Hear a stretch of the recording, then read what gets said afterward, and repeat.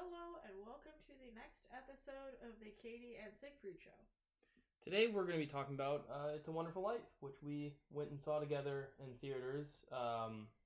Give some quick background before we jump in. There's a couple things I want to talk about. First of all, this was the first time that I remember seeing the movie. It's entirely possible I saw it when I was a child, but I don't remember it. So it was basically a brand new experience for me, which was cool. The second thing I want to note is that the theater that we went to is a special kind of theater where they have like food, drinks, pretty much everything you imagine, desserts. So more than just a normal movie theater. And Right. It's the first time I went to that particular movie theater. Right. But I had seen the movie. Yeah, you had seen the movie before, yes.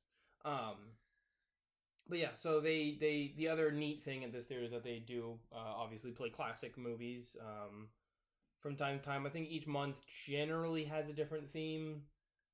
There were a couple other Christmas classics that were on, but Like we decided to go. A Christmas Story. Yeah, Christmas Story was up for viewing, but we decided to go with It's a Wonderful Life because we wanted to go to just one movie because this is supposed to be like a special treat because we're getting like I think we went at lunchtime. It was brunch actually. Yeah, it was brunch. You got eggs or something like that. Yeah, I had some kind of brunch egg kind of meal. I had chicken tenders. You had the chicken tenders, which I raved about, and you said lived up to the hype.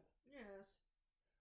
Yeah. So, anyways, that's when we went. It was pretty nice. It wasn't too packed, so it was like the volume level of other guests was good. For the most part, everyone was quiet. There were a couple scenes where everyone cheers or things like that, whatnot. But that's to be expected. They were pretty respectful. Yeah. So, anyways, that's just the general background I want to go over, just so like everyone knows that like I'm not talking about this like I've seen the film 200 times. This is like the first time I remember it, like I said, versus you who have seen it many times. I was absolutely horrified. He'd never seen the movie, so I made him watch it, and he liked it, or so he said. Yeah. So let's get into it. I'm gonna start out right with two things. First of all, I don't think there's anything I really didn't like about the movie. At least not that I can remember offhand, which is not something I can say for every movie. So right there, giving it 2 thumbs up from the start. The second thing was I did go and see the movie after Katie had explained already the general plot. Like she didn't spoil certain things in the movie, but like the general plot I knew, which kind of threw me when I watched the movie because it was the movie I had imagined in my head and the movie that we were watching were 2 different movies. Okay, well, let's start with the movie that you thought we were going to watch. Right, so essentially what Katie had told me is that like is at least for its time basically a modern retelling of Christmas Carol, right?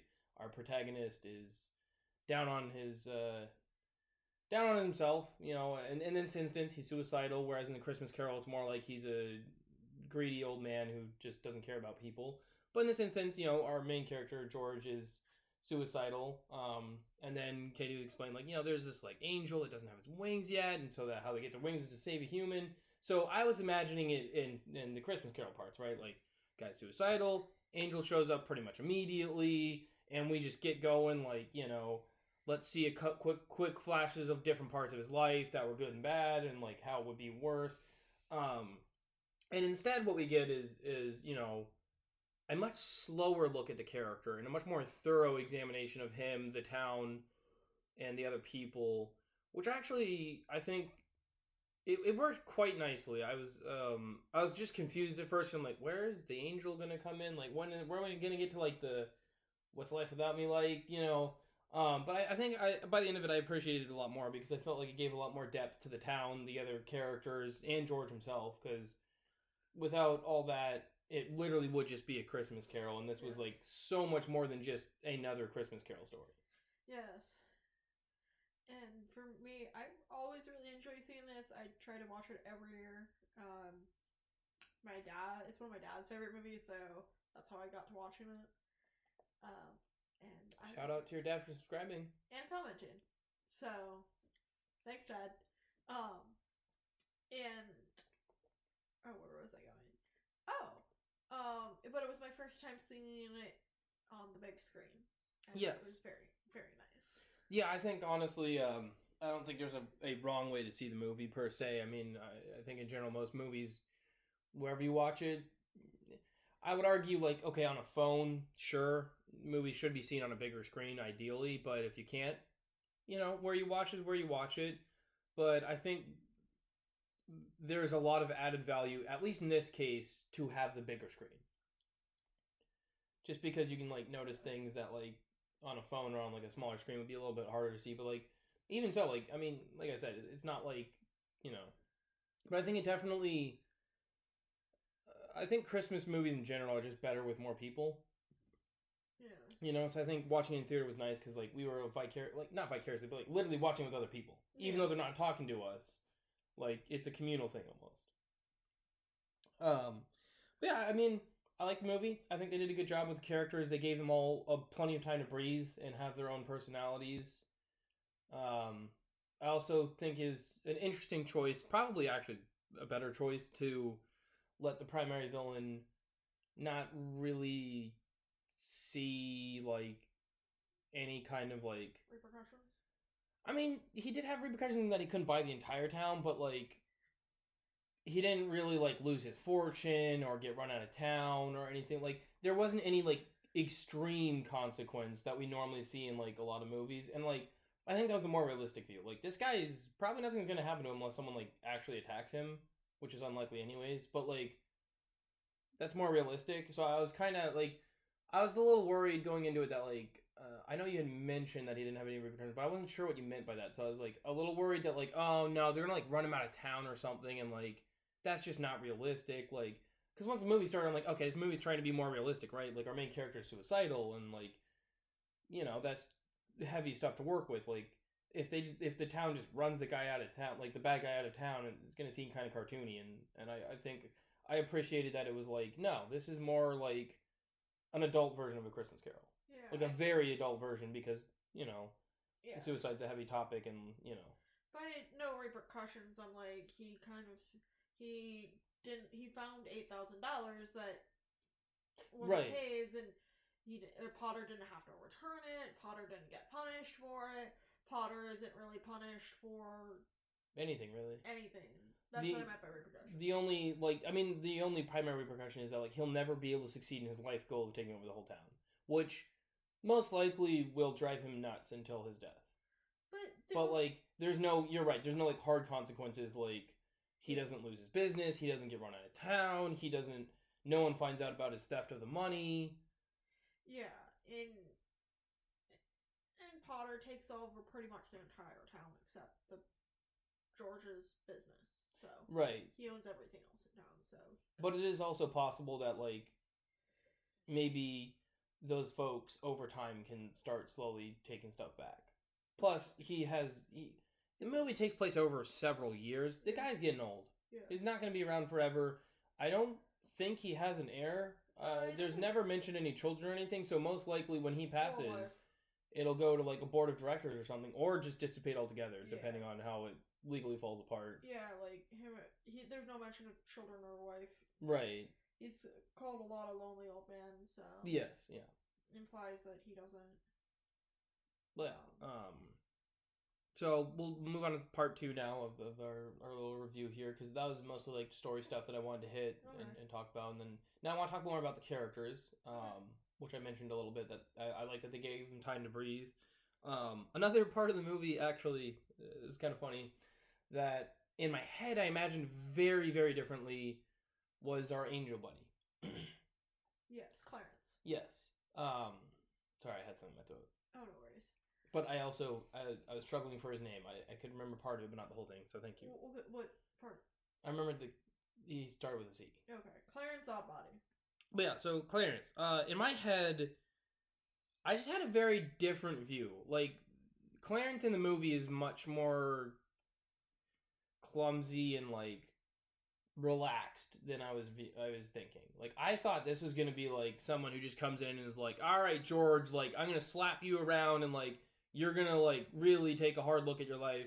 But instead, he's just, like, he takes the form of, like, an older dude who's not very agile or doesn't fight back against people. He gets kicked out of a bar at one point with George, and he doesn't try to do anything to stop it, which, I mean, he's an angel, kind of questionable if he would do that. He's not sent here to, his job is to help rehabilitate George, not pick fights with humans. not, or I was about to say not drinking bar, but That too. But my point is like, you know, I had imagined as part of the film that like this guy was gonna be like, you know, a big dude and just like slap George around, kind of like when he was getting slapped around by the owner as a kid. I thought this guy would be basically the same thing for him as an adult. by owners, the kid. No, George was not owned as a child. He worked in a local business, and the owner of the business was drunk and hit George because he didn't deliver meds, which were actually poison. Right. Sorry, I was visioning the scene in my head. Okay, I just wanted to make Yeah. clarify. But yeah, so like it was very interesting to see like that character just like completely be different than what I was imagining in my head. And at first I was just like, not sure I'm gonna like this character because like I had built up an entirely different personality and character altogether. But by the end of it, I was like, okay, like I like this character more than my own imagined character. Imagined, excuse me. Yes.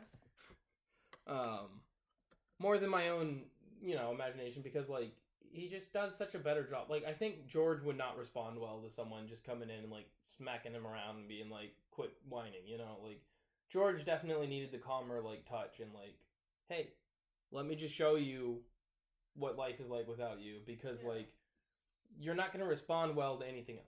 Yeah. Like you know, if hypothetically the guy did come and was like, I'm gonna like hit you, like teach you a lesson or whatever, like George would probably be like, hey, keep going, you know, I want to die anyways, like this is great. Yeah. So I think he would have taken it the wrong way versus like here where he's like, okay, like the softer touch, like he clearly does not like Clarence at all. At least at first. Yeah, at first he's just like, this guy's like annoying, he won't leave me alone, you know, and like that's fair enough because like the guy's pestering you, like put ourselves in George's shoes. He's having the worst moment of his life, the darkest moment of his life. His uncle lost $8,000.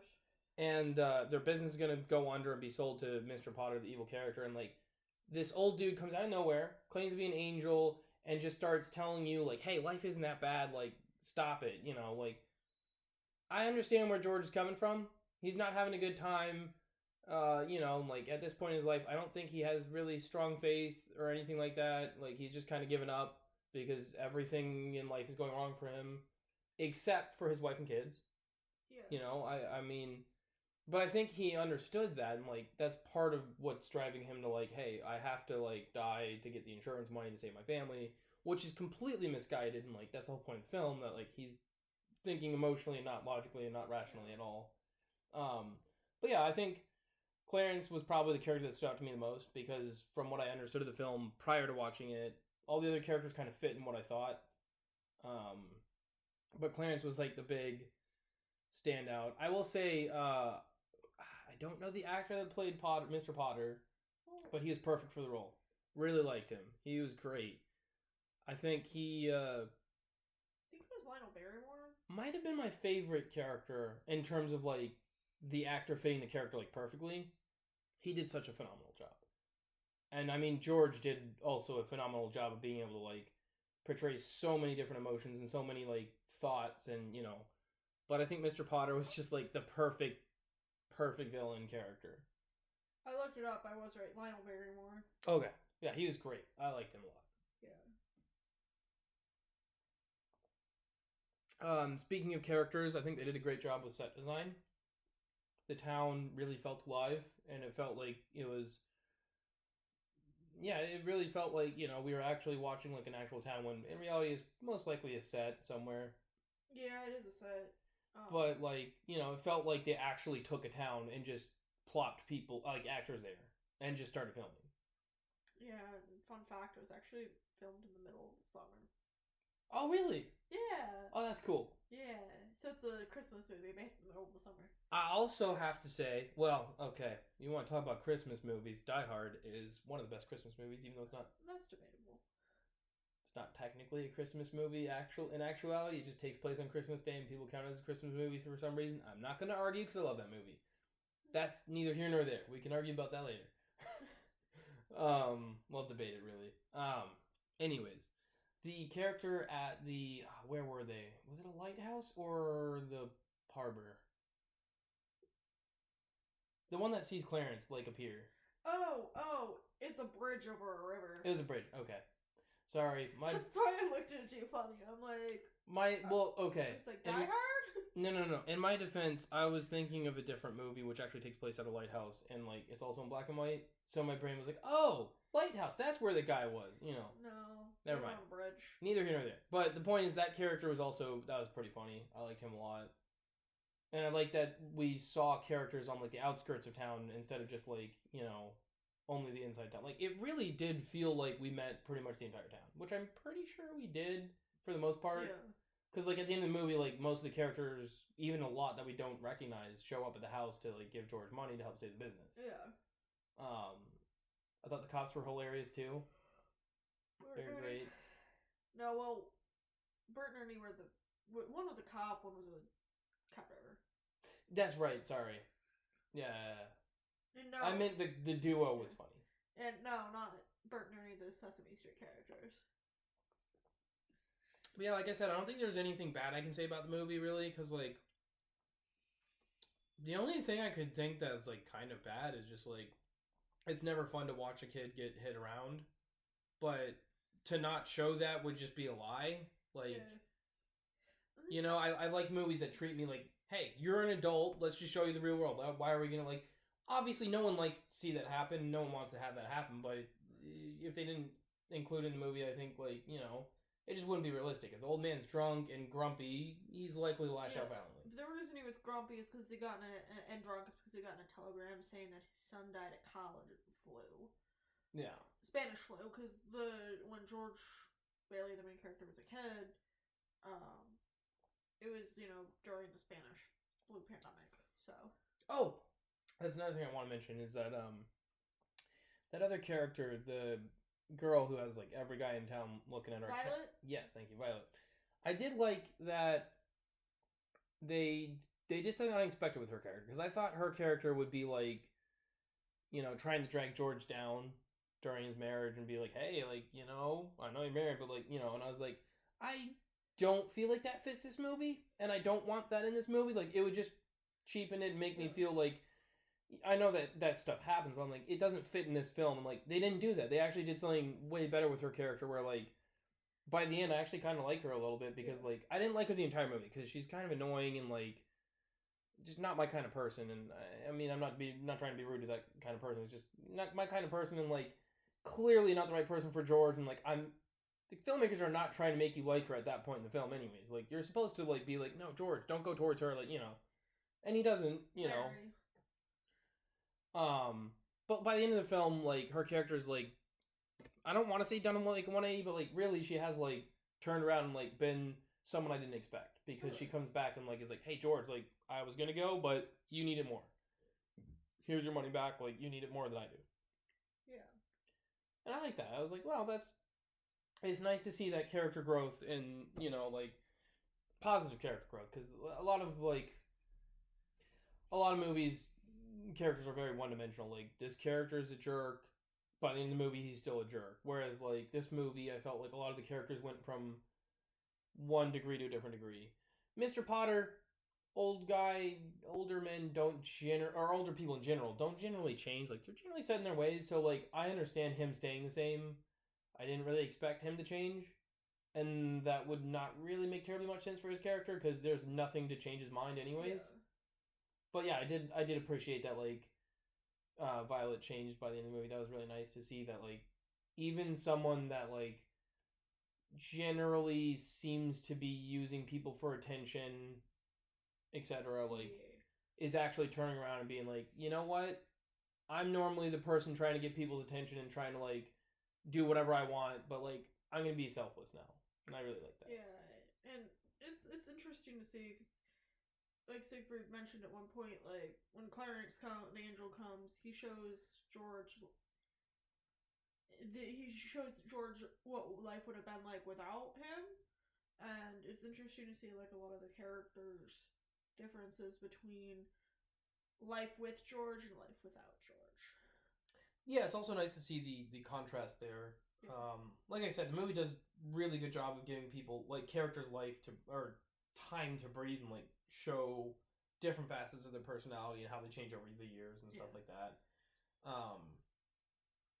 Much more so than, like, A Christmas Carol, but I mean, A Christmas Carol is a children's story. Like, it's not supposed to be like so expansive in that sense. But like, it's nice to see like a more adult version of that kind of deal, and see how they like.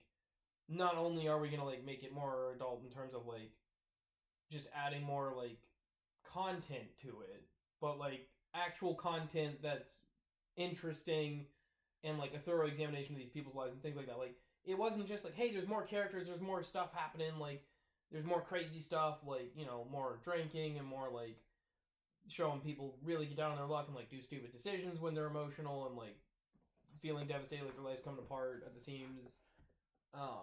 But like, they actually, everyone that does something, I feel like there's a reason they're doing it. And like, when characters do things, I'm like, yeah, that makes sense for that character. And like, I think it was very tightly written and well written. Yeah, I have nothing bad to say about it. Yeah. Like I said, I actually don't think there is a part 3 of the review, because I think it was mostly just like, I wanted to cover the story and then I wanted to talk about characters a lot, and characters seem to have taken up the majority of it because they're the majority of the story, which was great. Interesting side note, if you've ever seen the one of the other Jimmy Stewart movies, Mr. Smith Goes to Washington, the lady that plays Jimmy Stewart's mom in It's a Wonderful Life is also the mom in Mr. Smith Goes to Washington. Jimmy Stewart George? Yes. Okay. Sorry, I just not well versed with actors' names from that far back. That's fair. There's probably only a handful, and I don't know offhand, but if I saw them, I could probably tell you. Yeah. But yeah, that was It's a Wonderful Life. That's my review. I'm glad you were there along for the viewing and to like kind of explain certain parts. Yeah. Because you leaned over to me at one point and was like, "When's the angel coming?" Yeah, like I said in the first part of the review, I was very confused because I'm like, you told me that this is like there's an angel in the movie, and like he's just not been here for like, you know, half the movie. Yeah, he was in it like briefly at the beginning. Yeah, but I mean, like he doesn't show up again for like half a movie. And I'm just like, where is this guy? Like, what's going on? He doesn't even when he shows up at the beginning of the movie. It's just like it's just a star. It's just a star, talking star, because he's stuff that happened. So. But yeah, it was very interesting to go into the movie with certain expectations, and then like my expectations were completely wrong in terms of like how the story was structured. Yeah. But the way that it was done worked wonderfully, and I really enjoyed it. Well, I'm glad you liked it, Siegfried. So that's all we got this time. Yes. I think next time, it's kind of hard to say because I know we were talking about how we want to talk about Battlefields for a while, and we kind of shelved that idea temporarily. Yeah. Because there are other things we wanted to talk about, and we might rotate back to that later. I think the next thing we'll talk about will be the start of Lord of the Rings. Yeah. Because we're going to watch all 3 Lord of the Rings, the extended editions, which I've never seen any of the extended editions for any of them. And then there's me that's seen the extended edition of the first 2 Lord of the Rings movies, but not the third one, because I watched the first 2 extended editions my fall 2019 semester of college, which was my senior year, and then I was gonna watch the third one in spring 2020, but the weekend we scheduled it for some friends and I watched the series together, and it was the weekend of my grandma's funeral, so we rescheduled for after spring break, and then a little thing called COVID happened, so we never got around to watching the third one. Yeah. So, one thing I want to say before we end our little teaser here is we've both read the books, both The Hobbit and Lord of the Rings books. We've both seen the movies previously, but like Katie said, she's only seen 2 of the 3 extended editions. I have seen 0 of the extended editions, but I've seen all the theatrical releases many, many times. Okay. And I think we might also do an episode on the Hobbit extended editions at some point. Because we did watch those. But we'll probably do it as one package instead of 3 separate ones because we watched them all, and honestly, they kind of blur together once you've seen them all together. Not that that's a bad thing. It's just that like I would have a hard time being like, wait, where was the cutoff for the first one? Or I'd say something that happened in another one. So I just think we should talk about that as one package. Whereas Lord of the Rings, I think we'll do 3. All right. Thank you very much for listening, and we hope to Hope to have you all back as viewers for next time. Yeah. Or listeners, rather, excuse me. Yeah. I'm signing off. Alright, have a great day. Don't forget to be like my dad and like, comment, subscribe. So